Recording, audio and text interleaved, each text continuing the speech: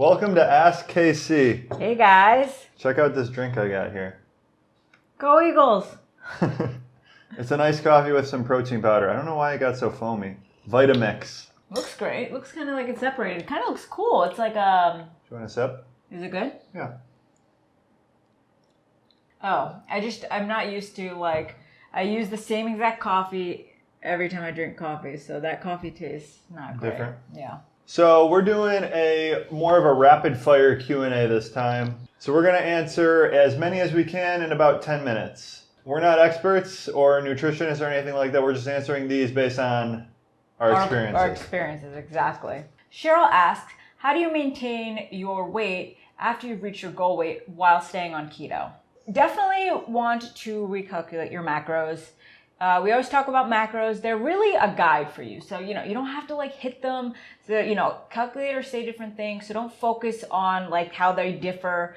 Just use one calculator, figure out your new goal weight macros, and try to stay as consistently as possible on those. And eventually, since you're maintaining, you'll be able to better just eyeball food and you won't have to track as much even. I'd take it one step further. I'd say if you calculate your macros on a calculator and you eat that amount and you're still losing weight, just eat more. Then if you're still losing weight, continue eating more. Just adjust your calories. At some point, you stop losing weight. Since you've been losing weight and you're getting down in weight, you probably have some kind of idea what your metabolic rate is on a daily basis. So just knowing okay, for the past 2 months, I was eating 1,200 calories. I was losing weight pretty steadily. Mm-hmm. I would go 1,600. Start there, then see where your weight goes. Just monitor it for 2 weeks and then adjust. For maintaining weight, you can just eat intuitively for the most part. It's pretty easy to maintain on keto, just eating intuitively. Kim asks, what do you drink on a fast and how do you get all your daily electrolytes while on a fast? So what we drank on our fast, the first rule of fasting though is don't judge the fast. You can do whatever you want. What we drank was water,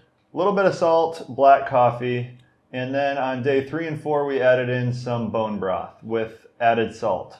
And that was a personal preference. You can even not add the bone broth and you'll be still fine. So as far as getting daily electrolytes in, I didn't get any potassium or magnesium in, just sodium. Your body's pretty good at being adaptable and stuff. So, if you start pushing a really long fast, you're probably going to want to have an electrolyte plan in order. But we didn't really have much of one. Just get some sodium in to help with fatigue. It didn't really help that much with fatigue though. We didn't do any vitamins on our fast. But again, fasts are very personal. So if you don't feel comfortable, do not push it. We're not advising you to just push it to the limit or do 96 or do as much. Just do whatever your body can handle. And you'll read your body when you're on a fast especially. And if it's time for you to just call it, you'll call it. Sylvia asked, pre and post workout fuel options that are not necessarily a full blown meal. On days when she exercises in the morning, she usually doesn't eat till 3 p.m. and she's not hungry. She just sips on her fat coffee or her bulletproof coffee. Is that okay? She wants to build muscle. Great question because she actually states her goal. She wants to build muscle. Pre and post workout fuel options. So if you want to build muscle, huge factor in that equation is your workout intensity, how hard you're going. So in my opinion, if having a meal before the gym, small meal, anything that makes you perform better in the gym is worth it for building muscle. So some things we've done in the past is definitely branched chain amino acids with salt. We've done whey protein, MCT oil, salt. We always put salt. We've also done a little bit of carbs pre-workout, 10 grams or so. Those are all options you can explore because having a good workout is key for building muscle. And then post-workout, if you're working out at 6 a.m. and then you're not eating till 3, that maybe is a bit of an issue, even though I'm not a huge believer in meal timing. But within 3 hours post-workout, you probably want to get some protein in there, in my opinion. That's just me personally. If I'm trying to maximize my chances of building muscle, I would say get some nutrition within 3 hours post-workout. Yeah, I agree. Just experimenting with all the options we gave you, as well as anything you research on your own, is a great way to figure out what fuels you best for a workout, what fuels you best after a workout. Some options that are not a full-blown meal. So peanut butter, protein powder mixture, that's going to be high calorie. And if you're looking to gain muscle, you kind of want a little bit more calories probably. So peanut butter, protein powder mixed together. You just do 2 hard-boiled eggs. Hard-boiled eggs, some nuts, things like that. Just a little bit of protein, a little bit of fat just to get you through your work day or until you eat your first meal at 3. Jared asks, How do I get out of the bad habit of late evening/night snacking on keto? I'm horrible about that and eating loads of sugar-free popsicles. Those are probably great. Yeah. I've never had a sugar-free popsicle. So Matt and I, but especially me, like when the sun goes down, I turn into a different person. I turn into like a vampire. No, I turn into like just a monster who just wants to eat all the food. And I'm just like, why can't I just have the house to myself? I want to be in the fridge. I just want to be spooning peanut butter in my mouth. So for me, meal prepping helps us a lot. Like it helps us to stay on track. We have our meals set out. We know what we're going to eat during the day. So there's no like guessing or, adding extra. But what I like to do personally is save my favorite meal for last. And that changes day to day. Like some days, we make this protein sludge. It's like a protein smoothie type of bowl. And that's what we've been eating. And that's my favorite meal. So some days I'll just save that for my last meal and it'll just really satisfy my sweet tooth. But then some days I want to eat turkey and broccoli and butter and I save that for my last meal because I know that'll just really, really fill me up. Getting in protein for your last meal, getting in some fat, something that you enjoy could probably just help you just hold over until the next day. I think this is a really common problem with a lot of people because willpower is on the low end when you get to the late evening. Yeah.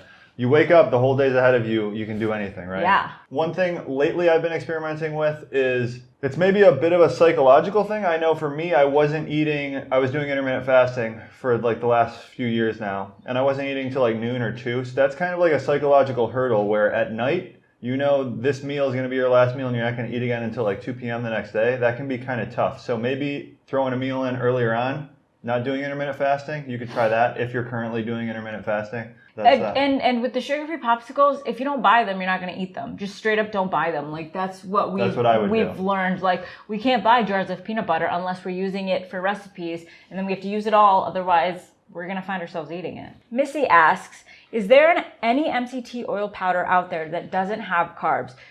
I was surprised after buying the powder that a tablespoon contains 7 carbs. Quick question. Are you sure you're not looking at the fat? Because I know there's 7 grams of fat per tablespoon. There's a lot of powders out there that are 0 carb. The one that we recommend is the Perfect Keto one. Yeah. That's the only one we've tried. And I use it regularly. I know Matt enjoys it. It's so much easier. Like you probably buy it because you use it for like baking, smoothies. It's just so much easier to add than fat because it doesn't blend in.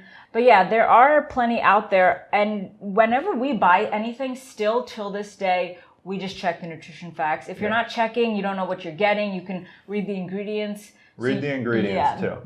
So you'll be able to tell if there are 7 carbs, like what the carbs are coming from, because there's clearly a bulking agent in the MCT oil powder. That's probably what you ran into, the bulking agent. I think the Perfect Keto one is just MCT oil. They figured out a way to powder it without using a bulking agent. And it's fantastic. We highly recommend it. I'll link it below. John asks, did you talk about keto on your first date?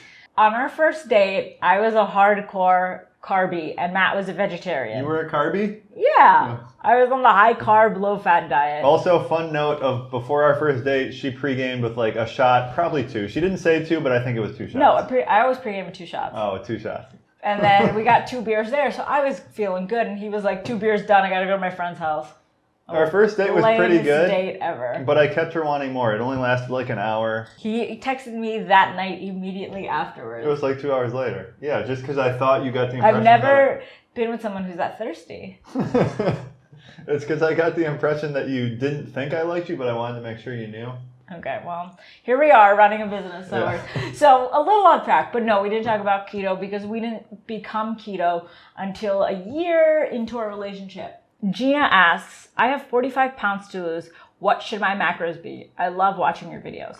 Thank you. Just knowing that you want to lose 45 pounds doesn't give us any insight into what your macros should be. When you are calculating your macros, we have on our site or on other sites, go to the macro calculator. You want to enter weight, your body fat percentage, and your activity level. Body fat percentage. Just guess. Yeah, you can guess. There's pictures online. You can like compare your body to and see where you fall in line. It's hard to really gauge because it's hard to know. And then, your weight. And that should spit out some macros for you. And then when it comes to the calorie deficit, you put in, we say up to 20%. I would say 20% is a good starting spot. If you have, I guess 45 pounds to lose is a bit. Yeah. 20% and then hit the lose weight, and it'll give you your person specific macros. One thing I would add is I've been doing a lot of research on this lately, and it's your metabolic rate. And you really want to be cautious of just going long-term deficit with dieting, because that's what messes with your metabolic rate a lot. So I would really recommend incorporating some cardio if you can, so that you're getting to your deficit without just restricting calories so much, because your metabolic rate starts creeping down, and then it gets to a point where it's really tough to lose weight. Right? If you're only burning like 1,200 calories a day, how are you going to lose weight off that? You have to eat, right? So try working in some cardio, and then just reassess after every 2 weeks. Weigh yourself today, weigh yourself in 2 weeks. Where'd the scale go? And adjust. If you didn't lose weight, there's only a few variables in the equation. Your exercise, your calorie output, what you're eating. And what you're eating. So you might have to just adjust that down. And the macro calculators, they're just like very loose estimates. They can only account for certain things. They can't account for your dieting history, like I just touched on, your metabolic rate. They're just guessing at that. Yeah. And you're guessing at your body fat percentage. Yeah. So there's a lot that goes into it. Calculators will vary by 200 calories. So, if you see that, don't get alarmed. Pick one and then just self-experiment around that. That was Ask Casey. Thanks for sending your questions our way. We will be back again with another set of questions. And be sure to follow us on Facebook if you guys want to get in on these. We're going to start doing more of this stuff. And comment below if you like this, so that we know to do more or not. Cheers. Go Eagles. Go Eagles.